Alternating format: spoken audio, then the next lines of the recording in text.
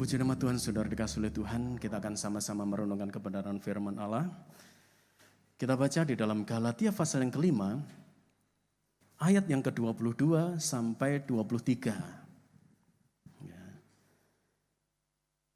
Galatia 5 ayat 22 sampai 23. Tetapi buah roh ialah kasih, sukacita, damai sejahtera, kesabaran, kemurahan, kebaikan, kesetiaan.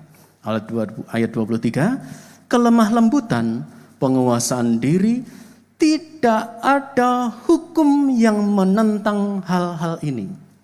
Ya, ini hukumnya Tuhan.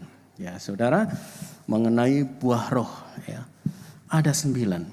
Kalau kita bandingkan dengan ayat sebelumnya, saudara, di dalam Galatia 5 itu, ayat yang ke-19 sampai 21, maka kita temukan bahwa buah roh ini berlawanan dengan natur dosa manusia. Seperti apa? Ya. Ini dirangkum dalam ayat yang ke-19 sampai 21 itu, saudara. Natur dosa manusia seperti apa? Ayat 19. Perbuatan daging telah nyata, yaitu percabulan, kecemaran, hawa nafsu, penyembahan berhala, sihir, perseteruan, perselisihan, iri hati, amarah, kepentingan diri sendiri, percideraan, roh pemecah, ayat 21, kedengkian, kemabukan, pesta pora, dan sebagainya. Terhadap semuanya itu, kuperingatkan kamu, seperti yang telah kubuat dahulu, bahwa barang siapa melakukan hal-hal yang demikian, ia tidak akan mendapat bagian dalam kerajaan Allah. Ya. Jadi, orang yang hidup dalam perbuatan daging, sebagai manusia yang penuh dengan kedagingan, jika itu dilakukan, jika kehidupannya seperti itu dikatakan, ia tidak akan mendapat bagian dalam kerajaan Allah. Sebaliknya, di dalam ayat pokok yang kita sudah baca, ayat selanjutnya, dibicarakan mengenai buah roh. Orang yang hidupnya ada Roh Kudus, itu dibuktikan dengan munculnya buah roh dalam kehidupannya, seiring perjalanan kehidupannya. Ya. Maka Roh Kudus itu jadi meterai. Roh Kudus itu menjadi jaminan, ya, bagi orang percaya untuk masuk dalam kerajaan surga. Ya. Di dalam Matius pasal yang ke-7 ayat yang ke-20, jadi dari buahnya lah kamu mengenal mereka. Orang Kristen dikenal dari buahnya. Pada zaman Yesus mengatakan bagaimana orang-orang Farisi, mereka yang merasa hidupnya lebih saleh, lebih kudus, lebih suci. Yesus katakan dari buahnya kamu lihat mereka. Ya. Demikian juga dengan hidup kekristenan. Seseorang yang ada Roh Kudus, maka dari buahnya akan muncul buah roh di dalam kehidupannya. Buah roh ini yang membuat orang Kristen dikenal. Ya.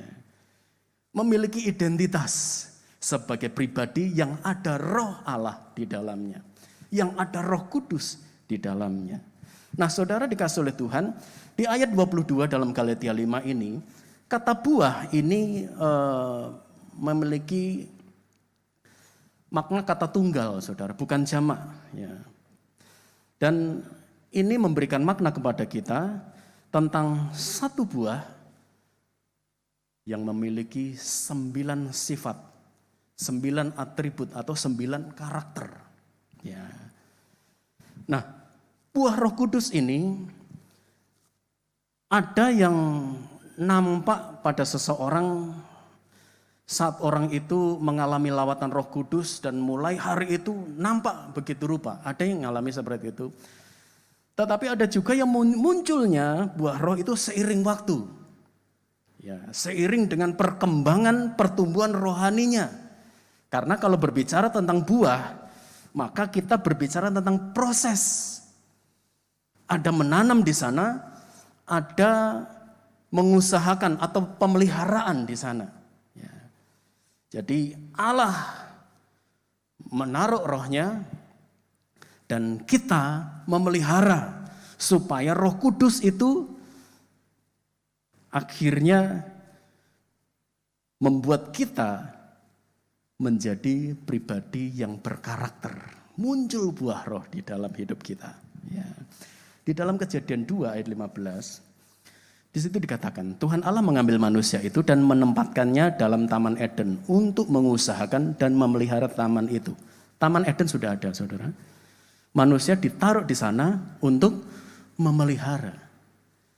Ketika seseorang menerima Yesus sebagai Tuhan dan Juru Selamat dalam hidupnya, orang itu buka hati untuk Allah berkarya. Orang itu buka hati untuk Roh Allah tinggal di dalam hidupnya. Roh Allah, Roh Kudus, Tuhan berikan dalam hidupnya. Ya. Dan merupakan kewajiban yang merupakan bagian dari kerinduan kita yang sudah memiliki Roh Kudus di dalam hidup kita, kita harus memelihara. Kita harus memelihara supaya akhirnya kita menjadi pribadi yang berkarakter buah roh. Kita menjadi pribadi yang ada buah roh di dalam kehidupan kita. Ya. Nah hari ini ya, di hari yang pertama kita akan bahas buah roh yang pertama. Ya, di dalam ayat 22 tadi, tetapi buah roh ialah kasih. Ya. Hari-hari ke depan akan disambung hari kedua dan seterusnya tentang buah roh. Ya. Ini bukan buah-buah roh ya saudara. Tadi saya katakan tunggal, jadi buah roh. Ya. Nah, hari ini kita akan bahas mengenai kasih. Ya. Mengapa kasih menempati posisi yang pertama? Saya tadi sempat bicara dengan istri saya, kasih itu di tempat yang pertama ya. Ya. Saudara, mengapa di buah roh kasih itu disebut pertama kali? Ya. Apakah itu kebetulan? Ya bisa jadi saudara ya. Tetapi saya ingin ajak saudara melihat ketika Paulus berbicara tentang kasih, ketika Paulus dalam ilham Roh Kudus dia menulis suratnya kepada jemaat di Korintus, dia berbicara tentang kasih, kita melihat nanti kita akan menemukan arti dan makna kasih yang luar biasa yang diungkapkan oleh Paulus.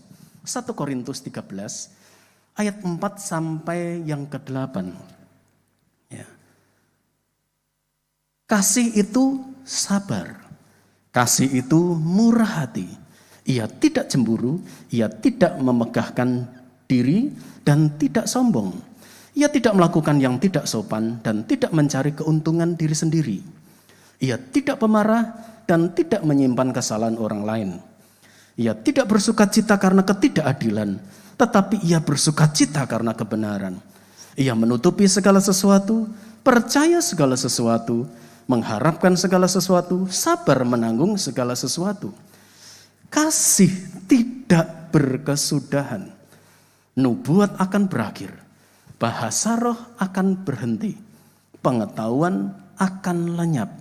Kemudian kita lompat ayat yang ke-13.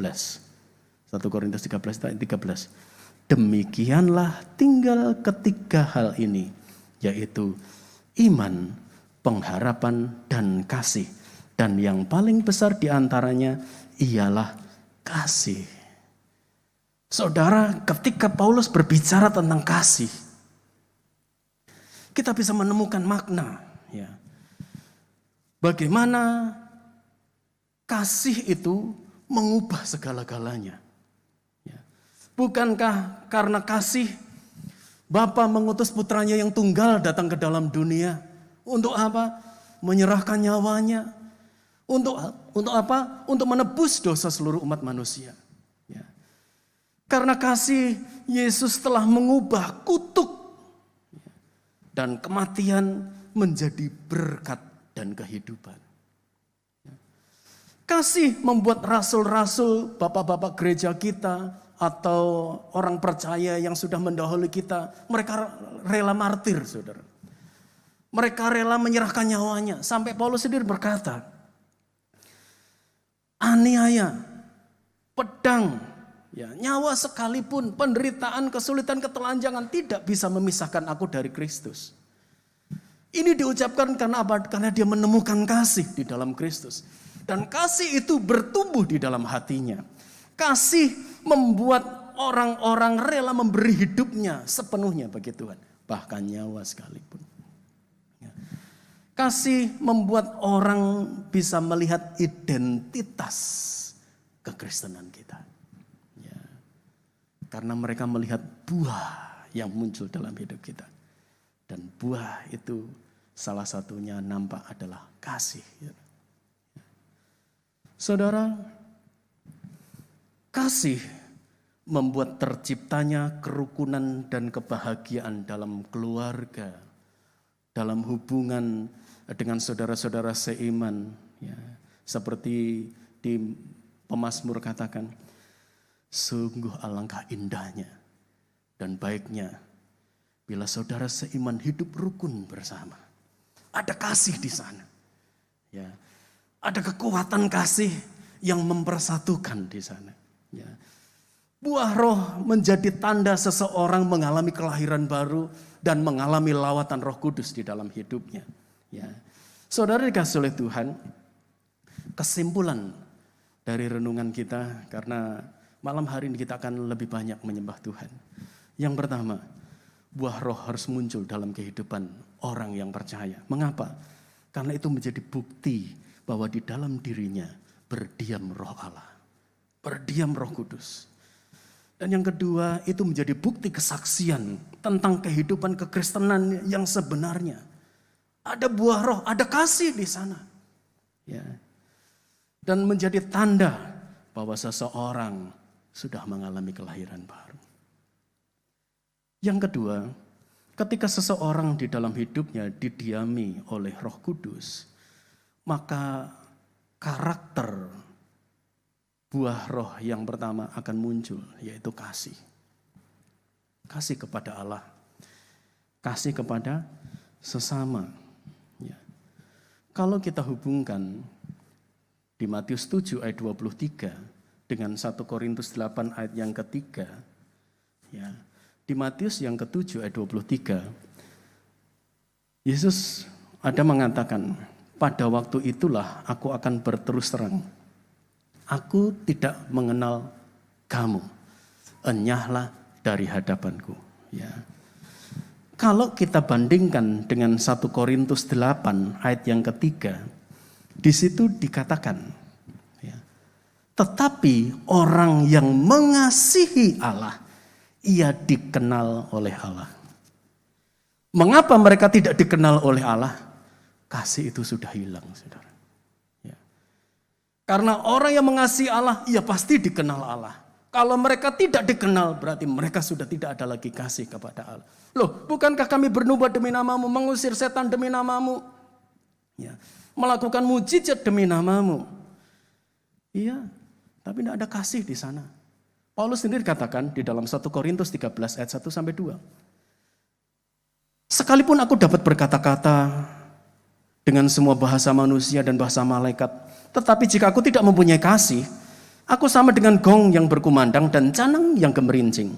Ayat 2, sekalipun aku mempunyai karunia untuk bernubuat, dan aku mengetahui segala rahasia dan memiliki seluruh pengetahuan, dan sekalipun aku memiliki iman yang sempurna untuk memindahkan gunung, tetapi jika aku tidak mempunyai kasih, aku sama sekali tidak berguna.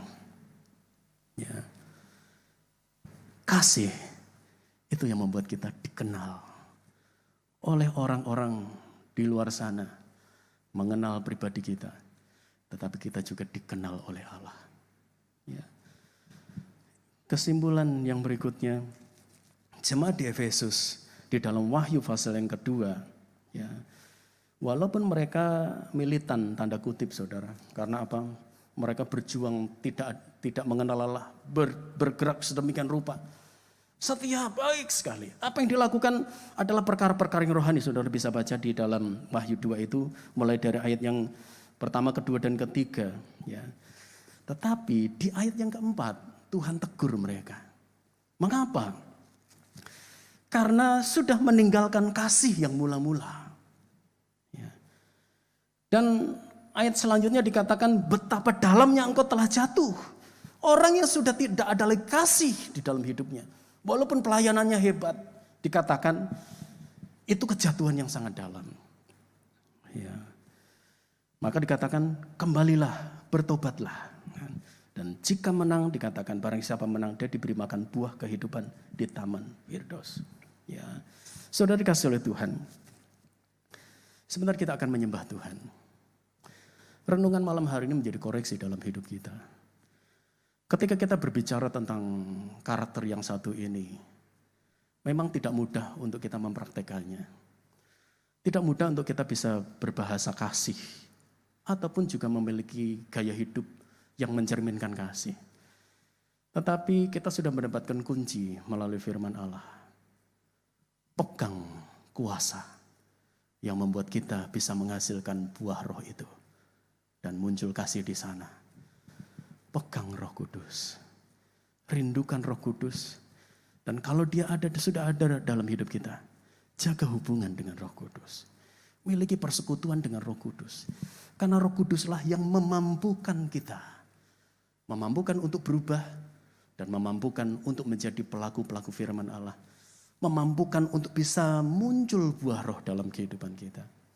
Karena itu kita akan sama-sama nyatakan, saya ingin buka hati. Jika hari-hari ini saudara merasakan hidup saudara tidak bisa memiliki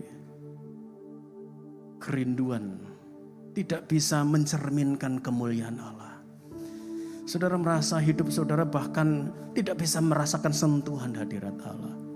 Malam hari ini katakan, saya mau buka hati untuk jamahan-Mu Tuhan. Saya mau berserah penuh dalam hadirat-Mu. Saya rindu dalam hidup saya. Roh Kudus melawat, bekerja sempurna. Bahkan Roh Kudus membuat hidup saya muncul buah roh di dalamnya. Ada kasih di dalamnya. Kasih kepada Allah, kasih kepada sesama.